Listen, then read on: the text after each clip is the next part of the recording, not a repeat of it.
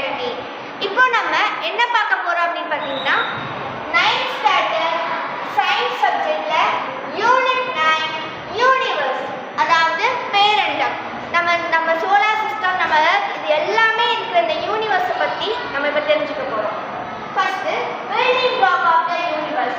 இவ்வளோ பெரிய ஒரு பேரண்டம் இருக்கணும்னா அது வந்து எதால அது மேடப் ஆஃப் ஆயிருக்கும், அதுக்குள்ளே என்னென்னலாம் இருக்கும் அப்படின்றத பற்றி ஃபர்ஸ்ட் பார்க்க போகிறோம். அதில் இருக்கிற என்னென்னலாம் அதில் இருக்கும் அப்படின்னா கேலக்சிஸ், ஸ்டார்ஸ், சோலார் சிஸ்டம். நம்ம சோலார் சிஸ்டம், நம்ம சன் இருக்கிற இந்த சோலார் சிஸ்டத்தை தவிர இன்னும் இந்த யூனிவர்ஸில் நிறைய சோலார் சிஸ்டம்ஸ் பற்றி இருக்குது. அதில் என்னென்னலாம் பற்றி பார்க்க போகிறோம். கூட அந்த சோலார் சிஸ்டம், அந்த ஒரு சிஸ்டத்தில் இருக்கிற பிளானட்ஸ் பற்றியும் பார்க்க போகிறோம். First age of the universe. இந்த யூனிவர்ஸ் வந்து கிட்டத்தட்ட 13.7 மில்லியன் இயர்ஸ் ஆகும். 1 மில்லியன் அப்படின்னா 100 கோடி இயர்ஸ்னு அர்த்தம். அப்போ 13 கோடி வருஷத்துக்கு முன்னாடி இந்த யூனிவர்ஸ் வந்து ஆரிஜின் ஆகிக்கலாம் அப்படின்னு வந்து சயின்டிஸ்ட் சொல்கிறாங்க. இந்த இவ்வளோ பெரிய யூனிவர்ஸ் வந்து ஒரு சிறு புள்ளி தான், அதாவது அதிகப்படியான ஹாட் வந்து ஒரு அதிகப்படியான டென்ஸ் இருக்கிற அந்த ஒரு புள்ளியிலேருந்து, அந்த புள்ளி பேர் நம்ம சிங்குலாரிட்டி அப்படின்னு சொல்லுவோம். அதில் இருந்து தான் ஒரு பெரும் வெடிப்பு, அதாவது பிக் பேங் நடந்து, அப்போ நடந்ததுல இருந்து இப்போ வரையும் இந்த யூனிவர்ஸ் வந்து எக்ஸ்பேண்ட் ஆகிட்டே இருக்கு. அப்போ இந்த அளவும் அந்த எக்ஸ்பேண்ட் ஆகணும்னா அது வந்து அவ்வளோ ஒரு பெரிய ஒரு எனர்ஜியோடு தான் வந்து அந்த பெரும் வெடிப்பு வந்து நடந்திருக்கும்.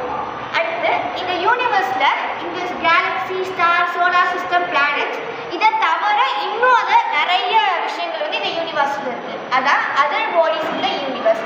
என்னென்ன அப்படின்னா ஆஸ்டராய்ட்ஸ், அதாவது சிறுகோள்கள் அப்படின்னு சொல்லுவோம், நம்ம சேட்டலைட் மாதிரி. அதே மாதிரி காமெட்ஸ் வந்து வால் நட்சத்திரம் அப்படின்னு சொல்லுவோம். இந்த மெட்டரோஸ் அண்ட் மெட்டாரைட்ஸ், இதெல்லாம் வந்து எரிகற்கள் அப்படின்னு சொல்லுவோம். இதெல்லாம் நம்ம வந்து இந்த லெசனில் என்னென்னு டீட்டெயிலாக பார்க்க போகிறோம். அடுத்து ஆர்பிட்டல் வெலாசிட்டி பற்றி என்னன்னு பார்க்க போகிறோம். ஆர்பிட்டல் வெலாசிட்டினா நம்ம சயின்டிஸ்ட் வந்து எர்த்லேருந்து நிறைய சேட்டலைட் வந்து ஸ்பேஸ்க்கு அனுப்பி ரிசர்ச் பண்ணுறாங்க. எப்படி இந்த சேட்டலைட்டை வந்து எர்த்லேருந்து மேலே ரிசர்ச் பண்ணுறதுக்கு அனுப்புகிறாங்க அப்படின்றத தான் ஆர்பிட்டல் வெலாசிட்டி மூலயமா பார்க்க போகிறோம். அதே மாதிரி நம்மளோட எர்த்துக்கு மேலே ஒரு 500 கிலோமீட்டருக்கு மேலே ஒரு இன்டர்நேஷ்னல் ஸ்பேஸ் ஸ்டேஷன் வந்து இருக்குது. இந்த இன்டர்நேஷ்னல் ஸ்பேஸ் ஸ்டேஷனுக்கு தான் நிறைய அஸ்ட்ரானட்ஸ் எர்த்லேருந்து போய் அவங்க இந்த பூமியை பற்றி வந்து நிறைய ரிசர்ச் வந்து அங்கே பண்ணுவாங்க. ஸோ இந்த ஐஎஸ்எஸ், இந்த இன்டர்நேஷ்னல் ஸ்பேஸ் ஸ்டேஷன் தான் என்ன அப்படின்றதை பற்றி இந்த லெசனில் வந்து பார்க்க போகிறோம். First building block of the யூனிவர்ஸில் கேலக்சிஸ் அப்படின்னா என்னென்னு பார்க்க போகிறோம். அதாவது பிக் பேங் நடந்ததுக்கப்புறம் ஒரு இமீடியேட்டாக ஒரு நிறைய கிளவுட்ஸ் ஆஃப் டஸ்ட், நிறைய ஒரு டென்ஸ் நிறைய ஒரு கூட்டமான ஒரு ஹீலியம் கேஸஸ், அதாவது இப்போ கேஸஸ்லாம் படிக்கிறோம், ஹீலியம், ஹைட்ரஜன், இந்த மாதிரி நிறைய கேஸஸ் வந்து அங்கங்கே இருந்து இதெல்லாம் வந்து ஒரு கிராவிட்டி மூலயமா ஒன்றா சேர்ந்து ஒரு பெரிய கேலக்சிஸாக வந்து உருவாகும். இந்த கேலக்சிஸில் தான் அடுத்து ஸ்டார், சோலார் சிஸ்டம், பிளானட்ஸ்னால் இதெல்லாம் அடுத்தடுத்து உருவாகும். நம்ம இருக்கிற கேலக்சிஸ் பேர் வந்து மில்கி வே கேலக்சி. நம்ம இருக்கிற சிஸ்டம் பேர் சோலார் சிஸ்டம். சன்னும் அதோட 8 பிளானட்ஸும் சேர்ந்து தான் வந்து நம்மளோட சோலார் சிஸ்டத்தை வந்து ஃபார்ம் பண்ணும். அடுத்து ஸ்டார்ஸ். இந்த கேலக்சிஸ்குள்ள நிறைய ஸ்டார்ஸ் வந்து இருக்கும். நம்ம சன்னும் ஒரு வகையான ஸ்டார் தான். இது வந்து ஒரு மீடியம் ஸ்டேபிள் ஸ்டார். இதை விடையும் இன்னும் பெரிய அளவில் வந்து நிறைய ஸ்டார்ஸ் வந்து இந்த நிறைய கேலக்சிஸில் வந்து இருக்குது. அடுத்து இந்த ஸ்டார்ஸ்லாம் சேர்ந்து ஒரு சிஸ்டம் ஃபார்ம் பண்ணும். இப்போ ஒரு ஸ்டார் இருக்குது, அதை சுற்றி கொஞ்சம் பிளானட்ஸ்லாம் வந்து அதை வந்து சுற்றி ஒரு கிராவிட்டி மூலிமா சுற்றி வந்துச்சுன்னா அதை நம்ம வந்து ஒரு சோலார் சிஸ்டம்னு சொல்லுவோம். இப்போ நம்ம இருக்கிற சன்னையும் நம்மளோட 8 பிளானட்ஸையும் நம்ம என்ன சிஸ்டம்னு சொல்லுவோம்னா சோலார் சிஸ்டம். சன்னா நம்ம சோலார்னு சொல்லுவோம்ல, ஸோ அதனால சோலார் சிஸ்டம். இப்போ சோலார் சிஸ்டத்தில் இருக்கிற பிளானட்ஸ் பற்றி பார்க்க போகிறோம். நம்ம சோலார் சிஸ்டத்தில் மொத்தம் 8 பிளானட்ஸ் வந்து இருக்குது. நம்ம வசிக்கிற பிளானட் வந்து எர்த்.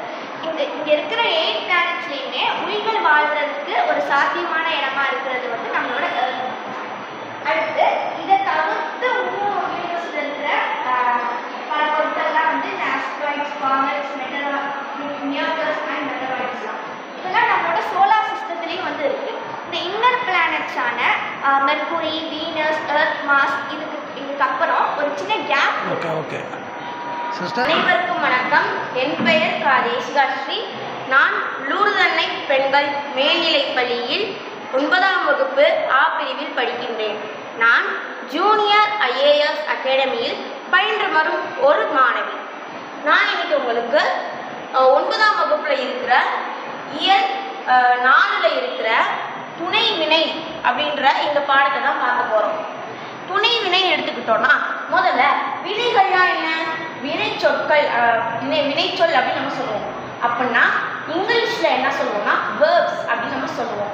இந்த இது வினைச்சொல் வந்து நமக்கு வந்து என்னென்ன சொல்லுவோம்? வந்து ஒரு வினைகள் அப்படின்னு சொல்லும்போது நமக்கு வந்து செயல்களை தான் வந்து வினை அப்படின்னு நம்ம சொல்லுவோம். அப்போ என்னென்னது படிக்கிறது, ஓடுறது, விளையாடுறது, இது எல்லாமே வந்து வினையில் போயிடும். இந்த வினை வந்து 2 வகைப்படும். ஒன்று தனிவினை, இன்னொன்று கூட்டு வினை. தனிவினை அப்படின்னா இந்த பகாபதமாக இருக்கு இல்லையா, அந்த வினை சொற்கள் எல்லாமே வந்து தனிவினையில் வந்துடும். பகாபதம்னா என்னது? அதாவது இப்போ ஒரு சொல் எடுத்துக்கிட்டோம்னா அதை நம்மளால பிரிக்க முடியாது. அப்படி பிரித்தாலும் பொருள் கிடைக்காது. அதை தான் வந்து நம்ம என்ன சொல்லுவோம்? பகாபதம்னு சொல்லுவோம். அந்த பகாபதத்தில் வினை சொற்கள் வருது இல்லையா, அந்த மாதிரி வர்றது எல்லாமே வந்து தனிவினைகள்னு சொல்லுவோம். இப்போ எடுத்துக்காட்டணும் பார்த்தோம்னா உங்களுக்கு ஈஸியாகவே புரிஞ்சிடும், சுலபமாகவே புரிஞ்சிடும். இப்போ எடுத்துக்காட்டுனா படின்றது வந்து படிக்கிறது, இது வினை. ஆனால் இது வந்து பகாபதம். இதை வந்து படி அப்படின்றத இதுக்கு மேலும் நம்மளால் பிரிக்க முடியாது. அதே மாதிரி படியுங்கள் அப்படின்னு சொல்லும்போது இதுவும் பகாபதம். இதை நம்ம பிரித்தாலுமே பொருள் கிடைக்காது. அதனால இதை வந்து தனிவினை அப்படின்னு நம்ம சொல்லுவோம். அப்போ கூட்டு வினைனா என்ன? கூட்டு வினை அப்படின்னா இப்போ வந்து பகாபதம் இருக்கு இல்லையா, இதுக்கு அதே மாதிரி அதுக்கு அப்படியே எதிர்மறையாக பகுப்பதமாக இருக்கும். பகுப்பதமாக வரக்கூடிய வினை சொற்கள் எல்லாத்தையுமே வந்து கூட்டு வினை அப்படின்னு நம்ம சொல்லுவோம். இப்போ பகுப்பதம்னா என்ன?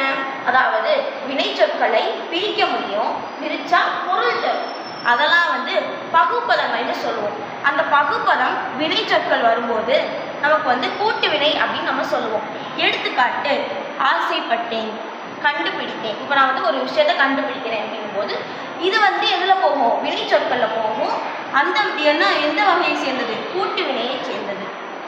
இது வந்து வினையோட வகைகள். அடுத்து Hello to everyone. My name is E. Ganishka. I am studying 9th standard A section. My school name is Lourdanai Girls High Secondary School and I am also a student of Junior IAS Academy. Now I am going to teach you about degree of comparison.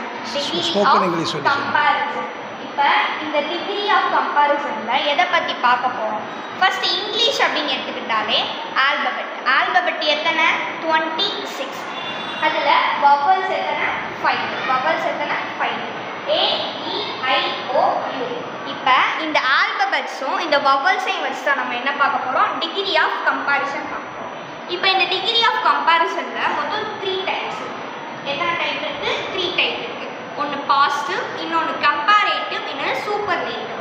Positive, comparative, superlative மூணுமே ஒன்று தான். ஆனால் நம்ம ஒவ்வொரு விஷயத்தை நம்ம change பண்ணும்போது அந்த வேர்ட்ஸ் சேஞ்ச் ஆகும். இங்கே பாருங்கள், பாசிட்டிவில் யங் கொடுத்துருக்கோம், கம்பேரேட்டிவில் யங்கர் கொடுத்துருக்கோம், இப்போ சூப்பர்லேட்டிவில் யங்கஸ்ட் கொடுத்துருக்கோம். ஆனால் இது எல்லாத்துக்குமே ஒரே மீனிங் தான், அவங்க சேஞ்ச். ஆனால் இங்கே யங்கஸ்ட்னு நம்ம வேர்டை சேஞ்ச் பண்ணியிருக்கோம். இப்போ இந்த வெறும் வேர்டை மட்டும் எழுத முடியுமா? அதுக்கு நமக்கு என்ன தேவை? நவுன் தேவை. இப்போ noun is a naming word. அந்த இடத்துல நம்ம நேம் அல்லது ஹீ, ஷீ, இட், தே இது எல்லாமே யூஸ் பண்ணலாம். அப்போ ஹீ இஸ் யங். இப்போ இந்த ஹீங்கிற இடத்துல நம்ம நேம் கூட யூஸ் பண்ணலாம். இப்போ நம்ம நேமுக்கு அருண் அப்படின்னு எடுத்துட்டோம்னா அருண் இஸ் யங். இதே நம்ம கம்பேரிட்டிவ்ல பார்க்கும்போது அருண் இஸ் யங்கர் தென் பிரியா. அருண் பிரியாவோட சின்ன பையன். அப்போ நம்ம யூஸ் பண்ணுற வேர்ட்ஸ் எல்லாமே டிஃப்ரெண்ட்டாக இருந்தாலும் அதோட மீனிங் என்னது? ஒன்று தான். அதே மாதிரி இங்கே பாருங்கள், dash the youngest of all. அதாவது இப்போ அருண்கிற பையன் பிரியாவோட சின்னதாக இருக்கான் அப்படின்னு எங்கே பார்த்தோம்? கம்பேரேட்டிவில் பார்த்தோம். இதே அருண் வந்து எல்லாரோட சின்ன பையன். அதாவது இப்போ எங்கள் ஸ்கூலில் 6th ஸ்டார்ட் ஆகுது. அப்போ 6th தான் இதில் யங்கஸ்ட் ஆஃப் ஸ்கூல் கிளாஸ். அப்போ இந்த ஸ்கூலில் வந்து 6th லாஸ்ட் கிளாஸ். அதே மாதிரி அருண் தான் யங்கஸ்ட் ஆஃப் ஆல், எல்லாரோட சின்ன பையன். அதே மாதிரி ஃபேஸஸ் அப்படின்னா மீனிங்ஃபுல் யூனிட். என்னது? Meaningful unit. இப்போ இந்த ஃபேஸஸில் நம்ம என்ன பார்க்குறோம் அப்படின்னா dash was blown curve in the wind. அதாவது இப்போ டேஷ் அப்படிங்கிற இடத்துல நம்ம எதுவும் போடலைன்னா அது அன்மீனிங் இப்போ த ஷர்ட் த பேப்பர். அப்போ ஒரு வேர்டால் அந்த ஃபேஸஸ் வந்து ஃபுல்லாகும். இப்போ த ஷர்ட் அப்படின்றது த ஷர்ட் வாஸ் ப்ளவுன் கோவே இருந்தது, அதாவது அந்த சட்டை காற்றுல பறந்துருக்கு. இதே இந்த ரெட் அம்பர்லா வாஸ் ப்ளவுன் கோவே இந்த யூனிட். இந்த ரெட் அம்பர்லா காற்றுல பறந்துச்சு. அப்போ ஒரு மீனிங்ஃபுல் யூனிட்டால தான் ஒரு சென்டென்ஸை ஃபுல் பண்ண முடியும். அதே மாதிரி நவுன் ஃபேஸஸ். என்னது? Noun phrases. The white car, the pink house அப்படின்னு கொடுத்துருக்காங்க. இப்போ நம்ம ஃபேஸஸோட டைப் தான் நவுன் ஃபேஸஸ். அப்போ இதில் ஸ்டார்ட் ஆகிற மாதிரி தான் இது ஒரு மீனிங்ஃபுல் யூனிட். ஆனால் இதில் நீங்கள் குறிப்பிட்டு ஒரு விஷயத்த சொன்னால் மட்டும்தான் அந்த சென்டென்ஸ் ஃபுல்லாகும். அப்போ த white car is for sale, dash is for sale அப்படின்னா அங்கே மீனிங் கிடைக்கல. அப்போ த pink house is for sale, அந்த பிங்க் கலர் வீடு எதுக்கு ஆயிருக்கு? சேலுக்கு ஆயிருக்கு. அதே மாதிரி இப்போ நவுனில் நம்ம பார்த்த மாதிரி ஹீ, ஷீ, இட், தே, இதை வச்சு டிகிரி ஆஃப் கம்பேரிசன் தான் நம்ம பாசிட்டிவ், கம்பேரேட்டிவ், சூப்பர்லேட்டிவ் பார்க்கலாம். அதே மாதிரி